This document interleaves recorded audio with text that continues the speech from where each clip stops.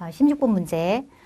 다음 중 이미지 형성하는 첫인상의 특징. 첫인상의 특징에 해당하지 않는 것을 찾는 문제죠. 첫인상의 특징은 어떤가요? 여러분들 상대방의 첫인상을 형성할 때 여러 번 하시나요? 처음 한 번 보고 딱 결정을 하시죠. 그리고 매우 신속하게 하시죠. 그리고 또 하나는 상대방한테 물어보고 하시나요? 안 물어보시죠. 그런 특징을 반영하면 첫 번째, 한 번만 한다. 첫인상은 일회성이다. 그리고 매우 신속하게. 일반적으로 연구자들이 연구를 해보니까 첫인상을 판단할 때 최근에는 0.3초 정도 걸린대요. 매우 신속하게 상대방의 첫인상을 각인을 하죠. 그 다음에 또 하나는 일방적으로 해요. 상대방한테 물어보고 판단하지는 않는다라는 얘기죠. 그죠? 그리고 또 하나는 초호두 효과. 처음에 들어오는 영향, 처음에 보는 거, 정보에 굉장히 영향을 많이 받는다라고 하여 초호두 효과라고 합니다. 투영성은 다른 말로 뭐 투사라는 얘기도 해요. 내 감정을 그 사람한테 반영해서 한다라는 얘기거든요. 뭐 투사하는 경향은 있는데 투영이라는 단어는 쓰지는 않습니다. 그래서 여기서 답은 3번이 되겠습니다. 그래서 조금 더 살펴보시면 한 번뿐이다. 여기서는 3에서 7초 사이라고 얘기를 하는데 일반적으로는 0.3초 만에 판단을 하더라. 그래서 우리가 상대방의 첫인상을 각인을 할 때, 판단을 할 때 조금 신중해야 된다라고 생각을 하셔야 되겠죠. 우리가 0.3초 안에 상대방을 판단할 수는 없잖아요. 그래서 조금 더 신중하게 생각해서 판단을 한다. 그리고 일방적이다, 초도 효과다. 그래서 시험 문제에 지금 현재 답은 투영성이 답이고요. 예전에 나왔던 문제는 객관적인 게 답이에요. 상대방의 어떤 첫인상을 형성할 때 객관적으로 판단하기보다는 어떻게 판단해요? 매우 주관적으로 판단을 하죠. 사람마다 그 사람의 첫인상이 다 다르다라는 얘기예요. 그래서 이렇게 기억을 해주시면 되겠습니다. 그 다음에 17번. 직장인의 올바른 복장 착용법에 대한 설명입니다. 바람직하지 않는 것은 이라고 나와 있네요. 그럼 먼저 틀린 답부터 한번 보겠습니다. 남성의 경우 드레스 셔츠 안에 셔츠죠, 그죠? 와이셔츠 안에 속옷을 입으면 되나요? 원칙적으로는 안 입는 게 맞죠, 그죠?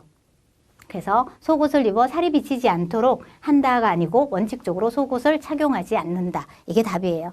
그래서 보시고 한 번 더 살펴보겠습니다.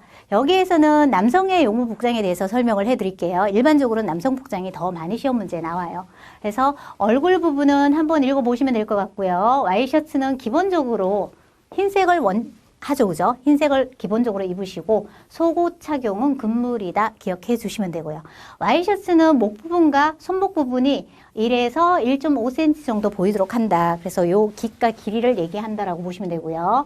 넥타이는 버클을 약간 덮을 정도로만 하시면 돼요. 약간 덮을 정도로. 많이 내려오는 게 아니라 약간 덮을 정도. 상의 기가, 그러니까 와이셔츠의 상의 기가 뭐예요? 여기 보시면 여기 상의 여기 있죠. 이 기가 여기의 폭과 와이셔츠의 폭은 어떻게 같은 걸로 선택하는 것이 좋다라고 얘기를 하죠. 그다음에 조끼를 입었을 때는 넥타이가 조끼 밑으로 나오지 않도록 한다. 모양이 안 이쁘죠. 그래서 조끼가 나오지 않도록 한다. 일반적으로 정장을 입을 때 색깔은 검정색이나 감색을 기본으로 한다. 기본색을 입는다라고 보시면 되겠고요.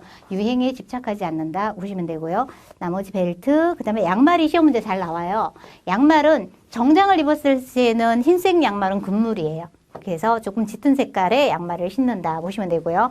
특히나 요즘 같은 경우는 목이 짧은 양말을 굉장히 많이 신죠. 그래서 목이 짧은 양말은 신지 않는다라고 체크를 해주시면 되겠습니다. 그다음 18번. 다음 중 명함 교환 예절에 대한 설명으로 잘못된 것은 잘못된 사례 먼저 볼게요. 상대방으로부터 명함을 받았을 때 목례를 하며 한 손으로 받아도 무방하다. 아니죠, 그죠? 두 손으로 받으셔야 됩니다. 목례는 안 하셔도 되고 두 손으로 전달 받으시면 되고요. 만약에 상대방이 2인 이상일 경우에는 어떻게 해야 돼요? 반드시 누구부터 줘야 된다? 윗사람한테 먼저 건넨다. 기억하시고요. 명함을 줄 때는 상대방이 바로 보일 수 있는 방향으로 준다. 글자가 쓰여진 방향으로 준다라는 얘기죠, 그죠? 상대방이 읽을 수 있는 위치로 바꿔서 줘야 되겠죠. 동시에 주고받을 때는 오른손으로 주고 왼손으로 받으셔야 돼요. 그래서 여기 이 예시도 잘 바뀌는 예시예요. 왼손으로 주고 오른손으로 받는다. 게 아니고 오른손으로 주고 왼손으로 받는다 기억하시고요. 5번도 굉장히 잘 나오는 예시예요. 모르는 환자가 있으면 어떻게 해야 돼요? 질문에도 예의에 어긋나지 않는다. 그래서 반드시 바로 물어봐서 이 글자는 어떻게 읽어야 되나요? 라고 물어보시는 게 맞다라는 얘기죠. 그죠? 그래서 좀 더 자세하게 살펴보시면 건네는 방법은 반드시 고객보다 먼저 건네야 돼요. 먼저. 그 다음에 먼저 꺼낸다 이거죠. 그죠? 고객이 2인 이상일 경우에는 윗사람부터 주도록 한다. 많이 바뀌는 예시니까 반드시 기억하시고요. 나머지는 보시면 되고 받을 때는 목례를 하면서 양손으로 공손하게 받는다. 기억하시고요. 바뀌는 예시, 그 다음에 오른손으로 주고 왼손으로 받는다. 기억하시고요. 받은 명함은 허리 높이 이상으로 유지한다. 이 정도로 보시면 되겠죠. 그죠? 혹시 모르는 환자가 있을 경우에는 실례하지만 어떻게 읽습니까? 라고 해도 예의에 어긋나지 않는다. 기억하시면 되겠습니다. 여기 빨간색들은 예시가 다 바뀌어서 나왔던 문제예요. 그 명함에서 나왔던 문제는 윗사람부터 준다, 양손으로 준다, 오른손으로 주고 왼손으로 준다, 모르는 환자가 있으면 물어본다. 이렇게 해서 총 몇 문제? 4문제 정도 나왔던 문제예요. 그래서 바뀌는 문제를 다 파악을 해 놓으셔야 돼요.